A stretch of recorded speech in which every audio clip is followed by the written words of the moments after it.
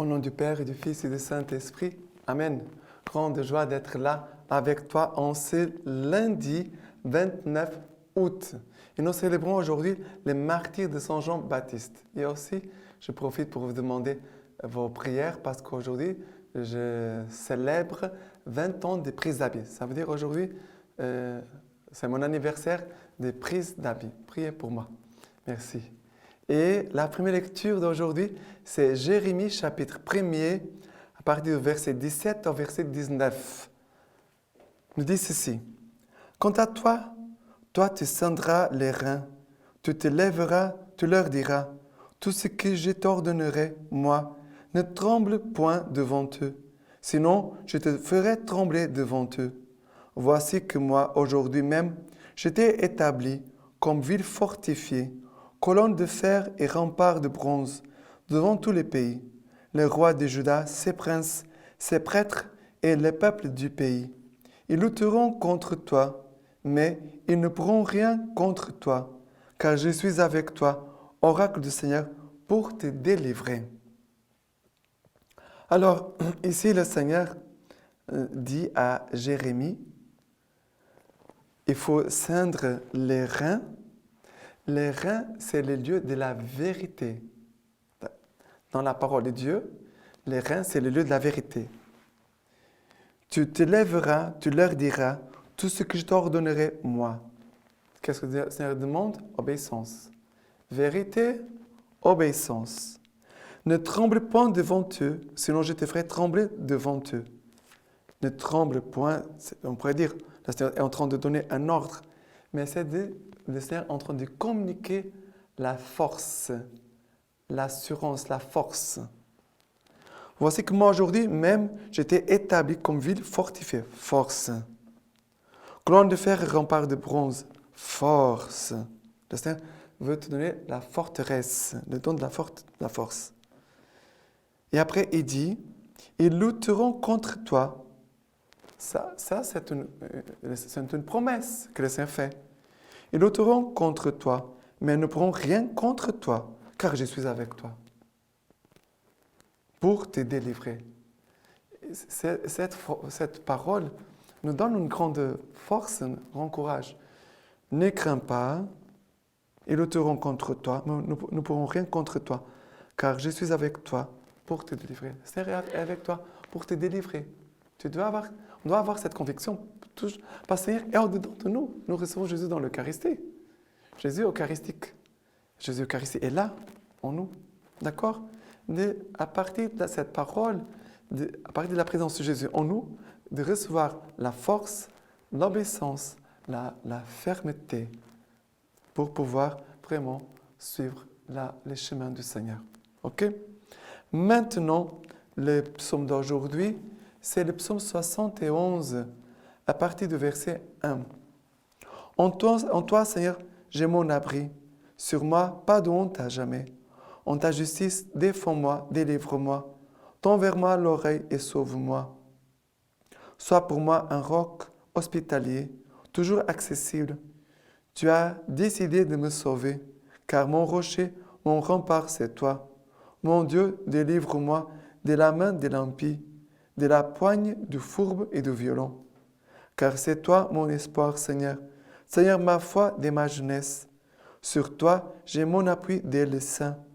Toi, ma part, dès les entrailles de ma mère. En toi, ma louange sans relâche. Ma bouche racontera ta justice, tous les jours ton salut. Ô Dieu, tu m'as instruit dès ma jeunesse, et jusqu'ici, j'annonce tes merveilles. Ô Dieu, tu m'as instruit dès ma jeunesse. Ça veut dire que tu m'as donné ta grâce. Ce n'est pas instruire en tant que connaissance. Ça veut dire que tu as agi avec bonté envers moi. Jusqu'ici, j'annonce tes merveilles. Et aussi, il dit, sois pour moi un roc hospitalier, toujours accessible. Tu as décidé de me sauver. Seigneur, c'est toi qui as décidé de me sauver, c'est merci. Car mon rocher, mon rempart, c'est toi. Ces psaumes, c'est une prière. Tu peux faire de ces psaumes ta prière. Si tu te sens faible aujourd'hui, si tu te sens perdu, si tu es dans le doute, si tu es dans la crainte, prie avec les psaumes. En toi, Seigneur, mon abri, sur moi, pas de honte à jamais. En ta justice, délivre-moi, défends-moi, tends vers moi l'oreille et sauve-moi. Seigneur, écoute-moi, sauve-moi. Voilà, ces psaumes qui vraiment nous invitent à une attitude de confiance et d'amour envers le Seigneur. Et maintenant, l'évangile d'aujourd'hui, Marc 6, à partir du verset 17. En effet, c'est lui, Hérode, qui avait envoyé arrêter Jean et l'enchaîner en prison à cause d'Hérodiade, la femme de Philippe, son frère, qu'il avait épousée.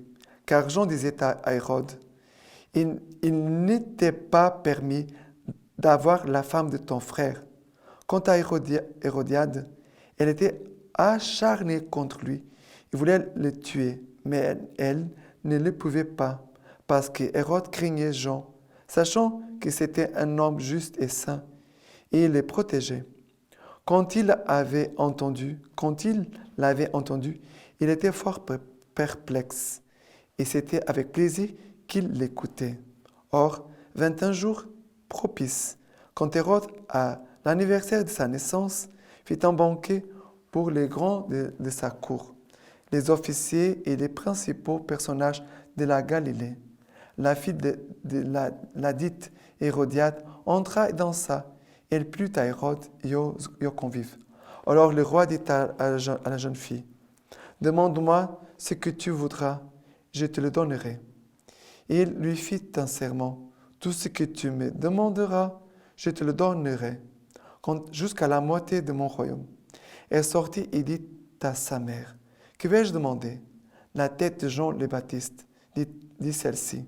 Rentrant aussitôt en hâte auprès du roi, elle lui fit cette demande, « Je veux que tout de suite tu me donnes sur un plat la tête de Jean le Baptiste. » Le roi fut très contristé, mais à cause de ses serments et de ses convives, il ne voulut pas lui manquer de parole.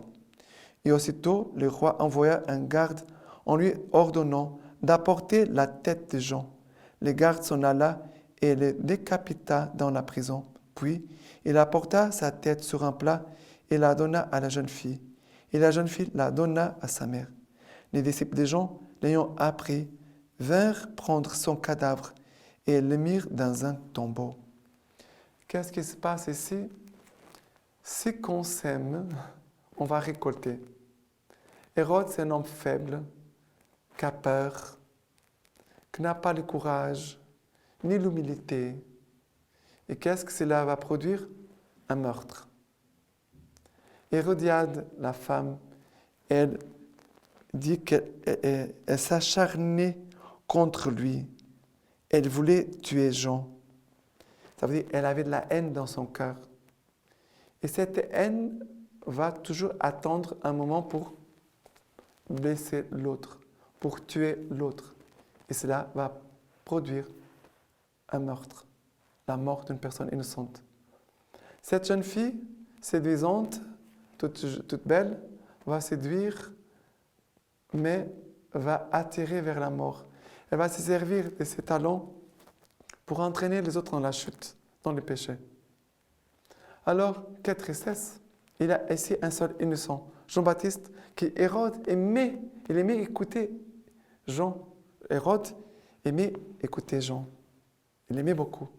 Mais il n'avait pas la force pour le repentir et pour changer de vie. C'est dommage.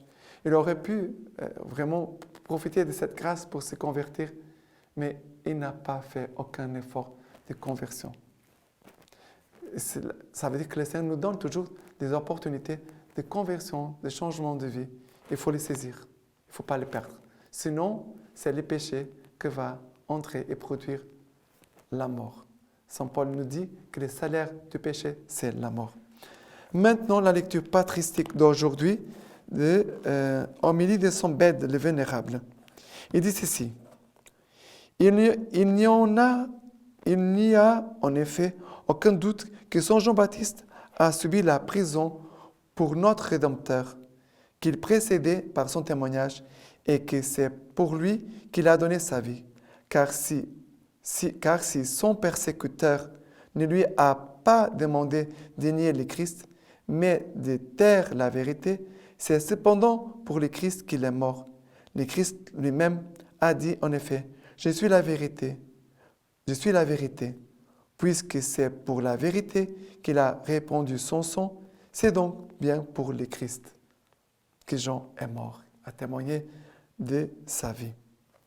Maintenant, je vous laisse la bénédiction par les mains toutes pures de la Vierge Marie. Que les deux Tout-Puissants vous bénissent et vous gardent, le Père, le Fils et le Saint-Esprit. Amen.